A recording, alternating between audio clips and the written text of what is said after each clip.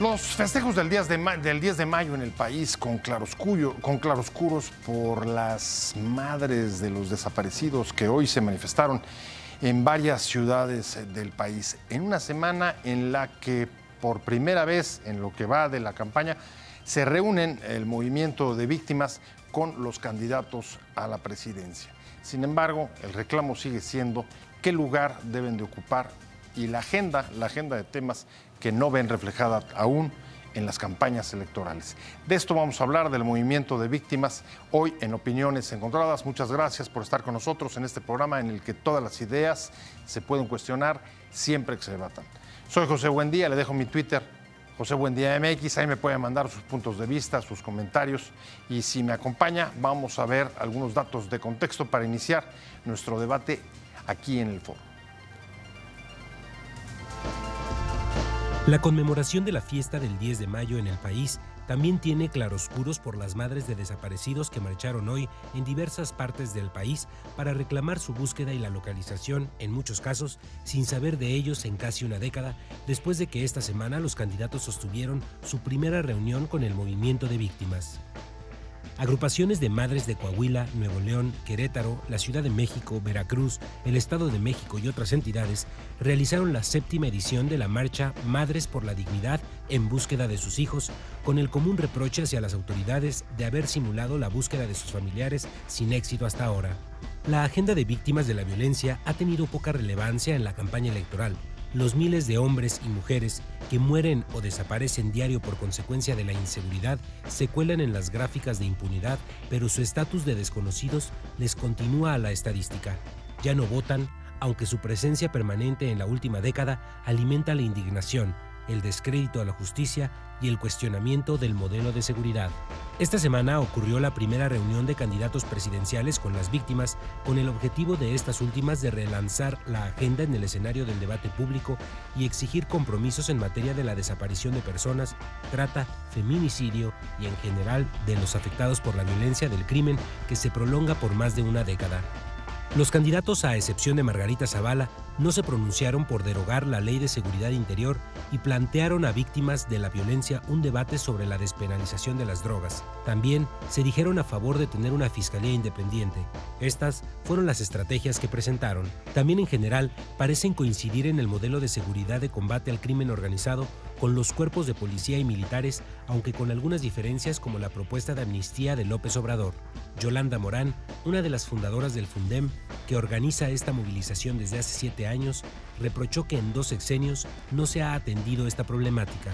Durante el encuentro con víctimas de la violencia, Ricardo Anaya, candidato de la coalición PAN-PRD Movimiento Ciudadano, anunció su coincidencia en términos generales con la agenda de prioridades planteada a los candidatos, ya que señaló, en materia de seguridad, estamos peor que nunca, a pesar de que la inversión en el rubro se ha triplicado. El candidato de la coalición Juntos Haremos Historia, Andrés Manuel López Obrador, señaló que de ganar la presidencia, cambiará la estrategia contra la inseguridad, pues buscará atender las causas como son la pobreza, atender a los jóvenes, evitar la desintegración familiar y fortalecer los valores culturales. José Antonio Meade, candidato presidencial del PRI, Partido Verde y PANAL, acusó que Andrés Manuel López Obrador, candidato de Morena, está del lado de los delincuentes, quienes robaron la tranquilidad de Cuernavaca y México. Yo escojo escuchar a las víctimas y Andrés Manuel a los delincuentes, lanzó el aspirante de la coalición Todos por México. Acabamos con Opiniones Encontradas. Muchas gracias por estar con nosotros. Hoy, Día de las Madres, también fue día de movilizaciones en la Ciudad de México de las madres y familias de desaparecidos en varios estados del país. Vamos a hablar de esto. Esta semana también se reunieron con candidatos, pero el reclamo transversal en las distintas causas del movimiento de víctimas es que no están encontrando o no están viendo reflejados su agenda en las preocupaciones de los candidatos, en las posiciones, incluso las respuestas que recibieron esta semana en la reunión que sostuvieron. Me da mucho gusto que esté con nosotros Grace Fernández, de Fuerza Unida por los Desaparecidos en México, del Movimiento de Desaparecidos, una de las promotoras de la marcha que hoy recorrió las calles de la Ciudad de México ¿cómo fue? De Reforma, ¿no? Del Monumento a la Madre hacia el Ángel de la Independencia por Paseo de la Reforma. Te agradezco mucho que hayas estado con nosotros, que te hayas dado el tiempo para poderte desplazar para acá. Alex Neve, muchas gracias, secretario general de Amnistía Internacional en Canadá. Un placer. Un placer para mí. Y además ahora nos vas a contar también porque vienes de Chihuahua y traes la película también de los estados, no solamente de lo que sucedió en el DF. Sí. Y usted ya la conoce, ya ha estado con nosotros otras veces, Chacel Colorado, de incidencia, directora de incidencia de delitos graves de México Evalúa. Muchas gracias por venir. Gracias. Arranco contigo. ¿Cuál es la principal demanda? ¿Por qué se manifestaron hoy? Bueno, este es el 7º año que nos manifestamos, justamente porque desde hace 12 años no tenemos respuesta, ¿no? Seguimos sin una búsqueda efectiva, sin investigación, en una total impunidad y sin lo más importante, que son nuestros seres queridos, ¿no? Entonces, parte de las preocupaciones de las familias es la continua estrategia de simulación del Estado, de estar trabajando por los desaparecidos, pero que realmente es eso, ¿no? Una simulación. Entonces hoy tuvimos que salir nuevamente a decir, hoy no es día de fiesta, es de lucha y de protesta y es por los desaparecidos. Grace dice simulación, pero a mí me gustaría preguntarte, tú que conoces no solamente lo que ha sucedido en México, sino en otras partes del mundo con este tipo de problemáticas de violaciones a los derechos humanos tan graves como la desaparición. ¿Qué es lo que no se ha hecho para poder calificar desde el movimiento de víctimas como simulación la acción de la autoridad? Bueno, es claro que hay años y años sin acción del parte de las autoridades mexicanas ahora. Tenemos una nueva ley y es algo importante, pero hay muchas preguntas, muchas dudas con la implementación de esta ley. Y la lástima es que en México hay muchos otros ejemplos de problemas con derechos humanos, como la tortura y otras cosas, donde tenemos una ley excelente, muy importante, con muchas provisiones, pero sin implementación, sin recursos y con impunidad. Y en esta situación la ley sirve nada. Ahora, la ley apenas salió, apenas logró después de, en efecto, de una negociación muy larga y de muchos años de haber estado congelada en el Congreso.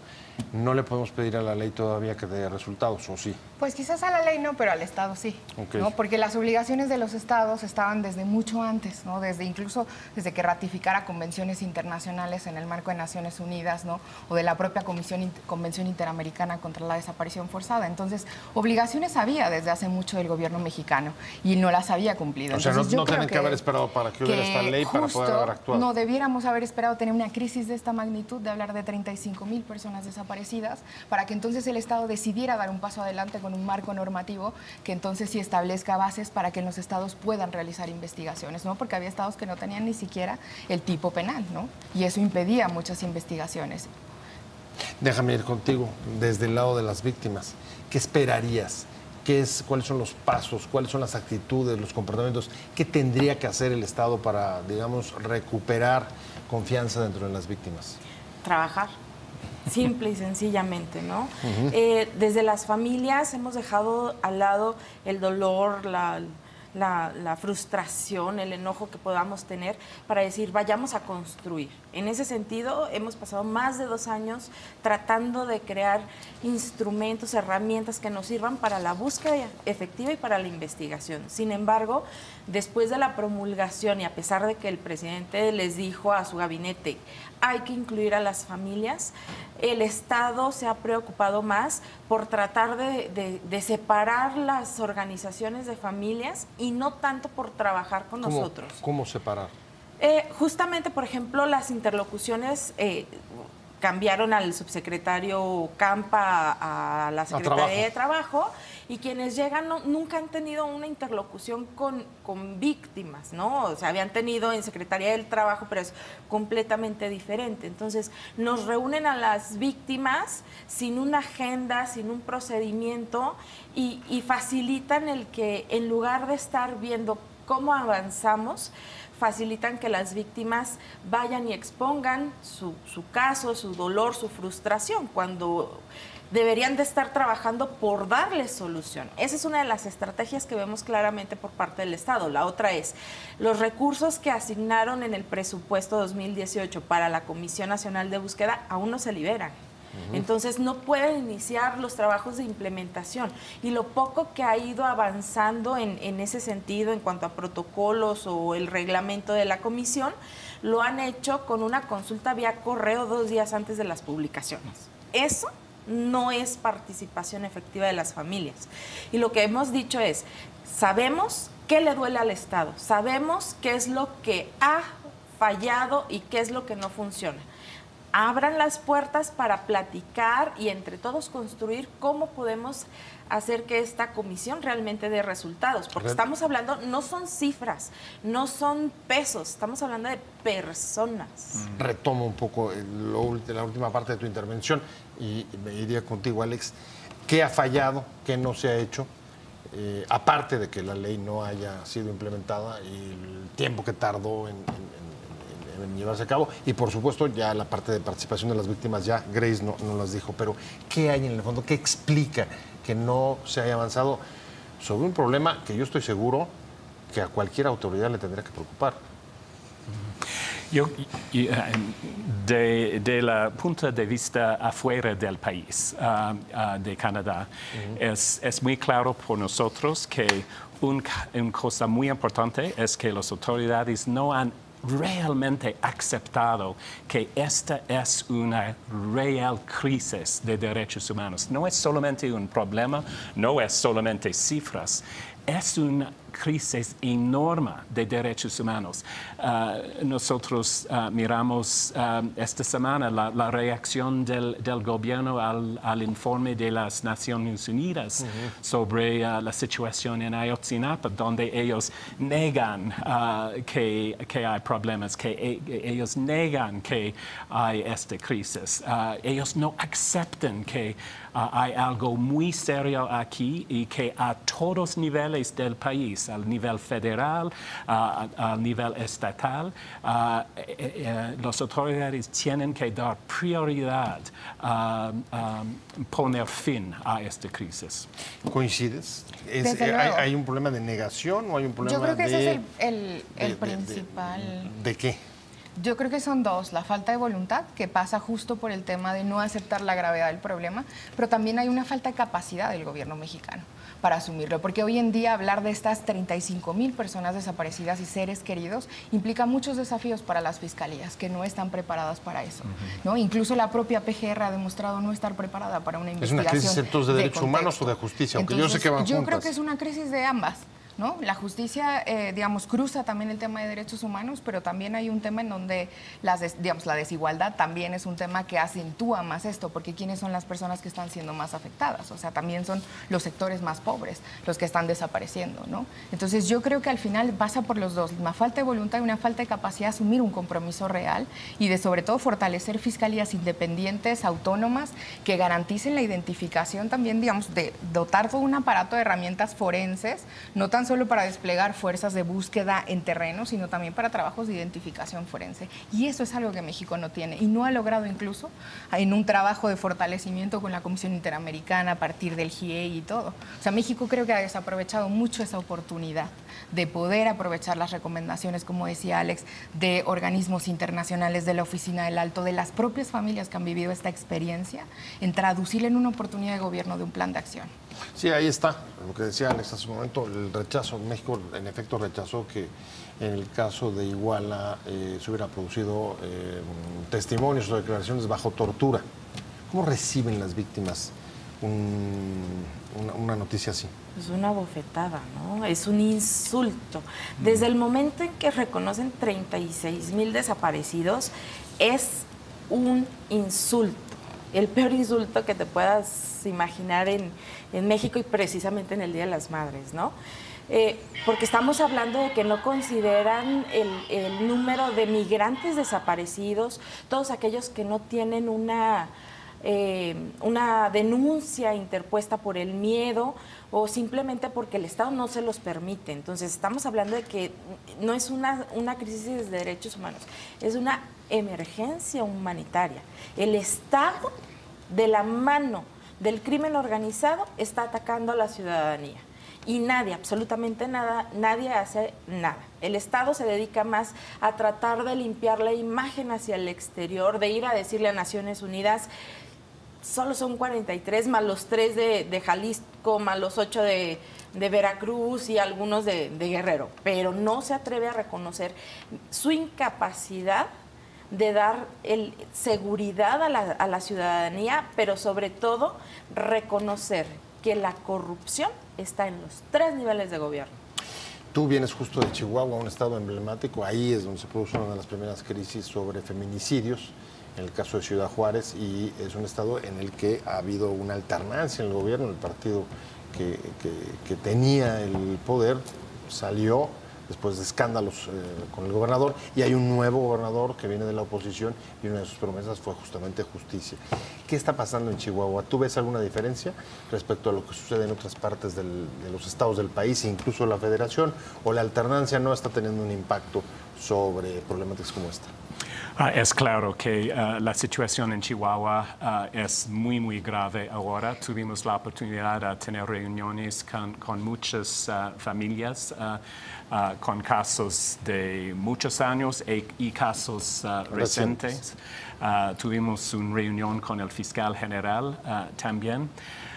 Y fue claro que al parte de las autoridades, este fiscal, él está hablando sí que ellos aceptan que es algo muy grave, que es realmente una crisis, pero no hubo mucha evidencia de acción concreta, decisiones a dar suficientes recursos. En Chihuahua sí, a diferencia del gobierno federal, en Chihuahua estarían aceptando que hay una crisis de derechos humanos en la entidad. El fiscal general del estado en Chihuahua, cuando hablamos de esta crisis de desapariciones, él está de acuerdo que es algo muy grave, muy serio. Pero cuando hablamos de las acciones tomadas por las autoridades, si los recursos están allí para mejorar la situación, no hubo mucho. En el primer debate presidencial, algo de lo que no se habló, a pesar de que se trataba de justicia y gobernabilidad, era de derechos humanos. Eso no se incluyó. Y esta semana sí se reunieron por primera vez los candidatos presidenciales con el movimiento de víctimas. Grace Fernández, de las Fuerzas Unidas por los Desaparecidos en México, ¿cómo te has sentido reflejada o no? ¿Y qué opinión te merece la reunión que sostuvieron los candidatos, sus respuestas a las víctimas el martes pasado?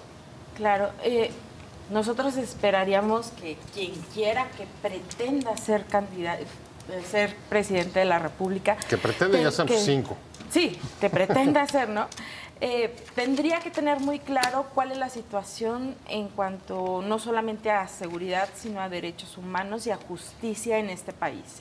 Y sobre eso hacer sus planteamientos. Y como bien decías, en el primer debate los derechos humanos brillaron por su ausencia. Y en este conversatorio, mal llamado, con las víctimas, porque realmente fue la universidad que organizó con los candidatos, no hubo oportunidad de interactuar, de poder cuestionar, pues deja con un muy mal sabor de boca, porque nuevamente se dedicaron a hablar sobre la inseguridad, los temas de la violencia, pero no propiamente de las violaciones graves a derechos humanos que se está padeciendo y las consecuencias que tienen, ¿no? Entonces sentimos todavía que estamos completamente ignorados, no sabemos si es porque no tienen una respuesta, una propuesta, o simplemente no figura en su agenda, ¿no? Alex, dos cosas que se pusieron sobre la mesa ahí. Una, por ejemplo, uno de los candidatos ofreció que la Comisión Nacional de Derechos Humanos la encabezara un activista, un padre Solalinde, que se ha destacado por trabajos de protección a los migrantes, y otro, Sicilia, Javier Sicilia, el poeta Sicilia, que fuera nombrado, en caso de que él llegara, por supuesto, al gobierno, en las instituciones dedicadas a la búsqueda de personas. Si esto llegara a pasar, ¿te parece que tiene algún valor o no lo tiene? ¿Indicaría algo en términos de acciones y reacción de las autoridades frente a la problemática? ¿O el problema no son a los que pongan a encabezar esas instituciones? Los dos.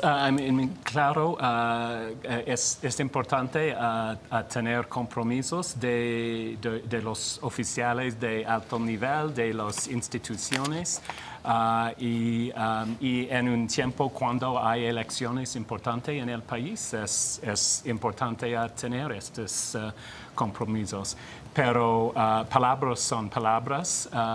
Claro, tenemos que mirar acción después. Pero yo creo que mis compañeros y compañeras en Amnistía en México tienen más experiencia con esto. ¿Cómo la ves tú?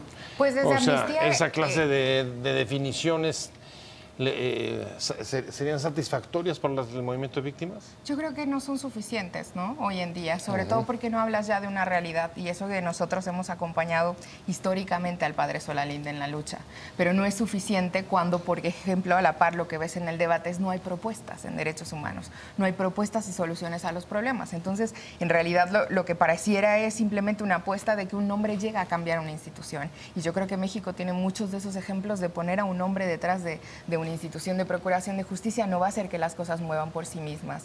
Entonces, aquí lo que ha faltado, y Amnistía ha generado junto con Artículo 19 una plataforma de México sin miedo, y dentro de esta plataforma hemos mapeado dónde está el discurso de derechos humanos de los candidatos, y por ejemplo en temas de desaparición definitivamente está ausente en toda la parte del discurso, y está ausente. ¿En los 5? Sí. Digamos, son muy pocas menciones, son muy marginales las menciones que hay, y ninguno de ellos se atrevió a plantear una propuesta muy concreta sobre cuál debe ser el rol de un gobierno que asume esta crisis de derechos humanos y que asume también un problema muy grave de impunidad que no lograron en ningún momento, ¿no? México ha reportado, por ejemplo, al Comité de Desapariciones muy pocas sentencias respecto de este tema. Entonces yo creo que es algo que tendría que avanzar, y que los candidatos hoy en día ni siquiera han podido presentar una propuesta seria para la solución de este problema.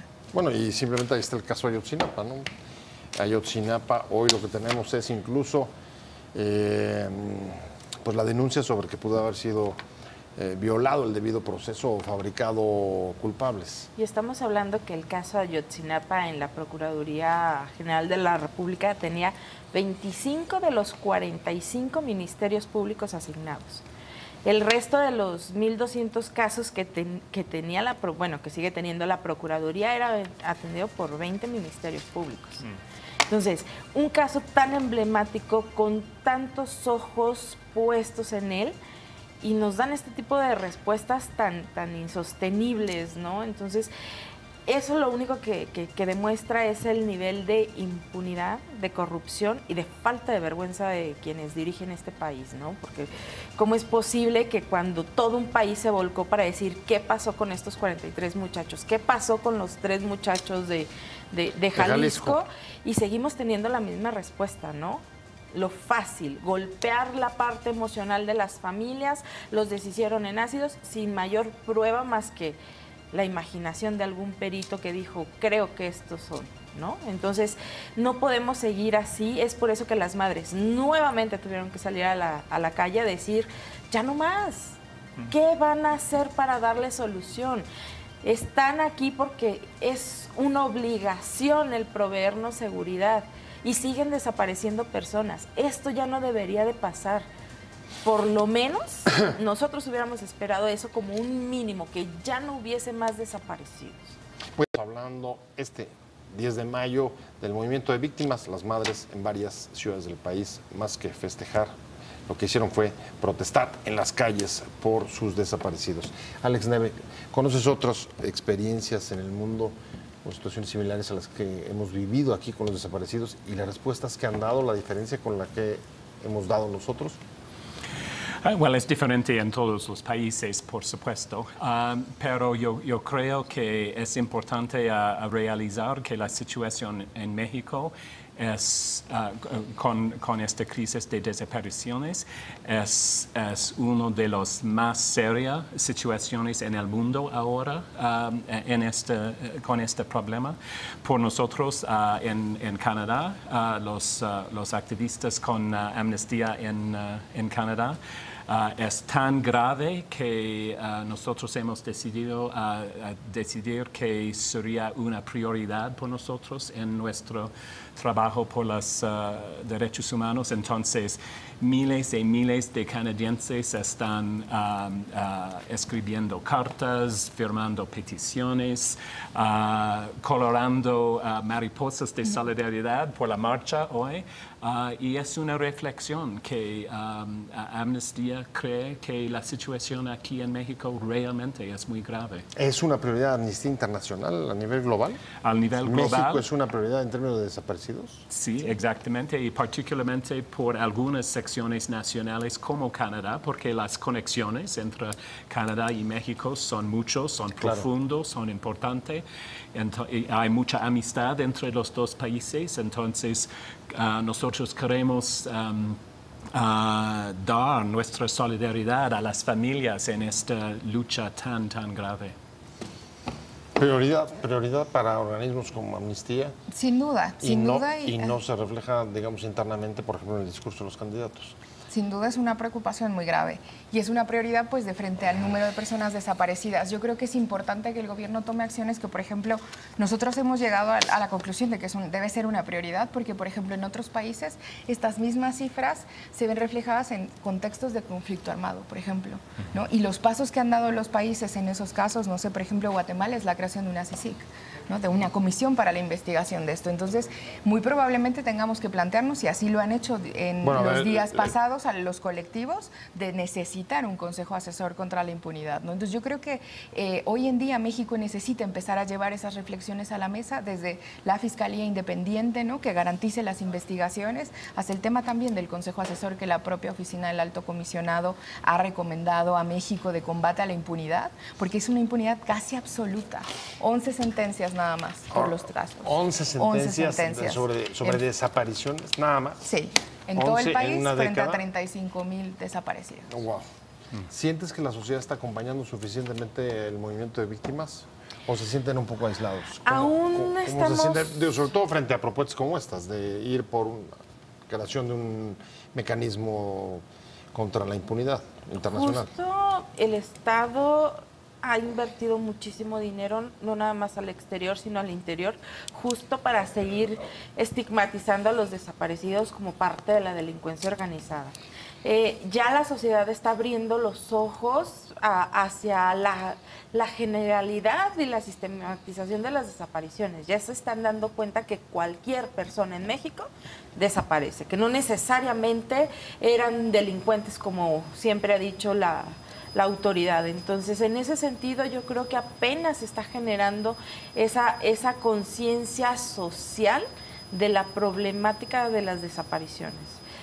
Todavía nos queda mucho por trabajar, justamente pues a nuestros aliados como Amnistía, como la Oficina del Alto, el Estado cuando salen a pronunciarse dice, son exageraciones, ¿no? Esto sigue siendo un conflicto entre particulares, o sea, no es tan grave, nada más son 35,000. ¿Y por qué crees eso, Alex? ¿Por falta de costo electoral?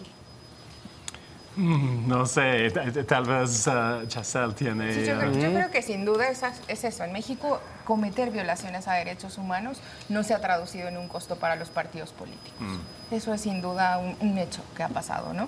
Ha habido masacres, ¿no? Ha habido ejecuciones extrajudiciales, ha habido desapariciones, tortura, y eso no se ha traducido en que primero una alternancia que implicaba algún cambio, pero que desató una guerra contra las drogas, que hoy en día exacerbó más la violencia y las violaciones. Y después otro cambio nuevamente, pero que al final no hay un costo político. O sea, las alternancias, digamos, que no han servido para mejorar las situaciones de las víctimas. O sea, ¿sostendrían eso? En su gran mayoría así ha sido. Por ejemplo, hace poco veíamos el trabajo del fiscal de Veracruz, el fiscal de desaparecidos, sí, que ya está procesando a toda una línea de policías ministeriales, ¿no? Pero es el primer fiscal que yo veo que tiene ya un proceso sobre policías, ¿no? En Coahuila, todos los que eran los mandos de Fuerza Coahuila, bueno, de lo que hoy es Fuerza Coahuila y anteriormente los GATES, pues siguen en la total impunidad. Entonces, vemos esa clara desbalance en cuanto a los pocos esfuerzos que se hacen y que al final de cuentas terminan en un tema de impunidad. Volvemos a que aquí los dos problemas principales es la corrupción y la impunidad. Y la impunidad ya se planteó en la última reunión de víctimas. Alex, un mecanismo internacional, es parte de la agenda del movimiento de víctimas. Tú desde fuera, ¿crees que eso pueda prosperar aquí? Posiblemente. Esta palabra, impunidad, tenemos que regresar a esta porque es claro que sin acción fuerte y tal vez con un mecanismo internacional poner fin a esta impunidad, esta crisis va a seguir y seguir y seguir. Es muy importante poner fin a la impunidad. Muy bien, pues muchas gracias. A mí se me fue el tiempo, te agradezco muchísimo. Grace Fernández, que hayas venido con nosotros de Fuerzas Unidas por los desaparecidos en México y del movimiento de desaparecidos. Muchas gracias por haber venido. Además, hoy en la mañana organizaste una marcha y el día ha sido bastante intenso y complicado. Muchas gracias de verdad por haber estado. Al contrario, gracias a ti. Alex Neve, secretario general de Amnistía Internacional de Canadá, también un placer haberte tenido. Mucha suerte. Muchas gracias. Y como siempre, Chacel Colorado, directora de Incidencia de México Evalúa sobre casos graves, crisis graves, ya es lo mismo, ¿no? Pues Amnistía México, pero sí. Perdón. Muchas gracias, te agradezco muchísimo. Sí. Gracias sobre todo a usted por haber estado con nosotros en Opiniones.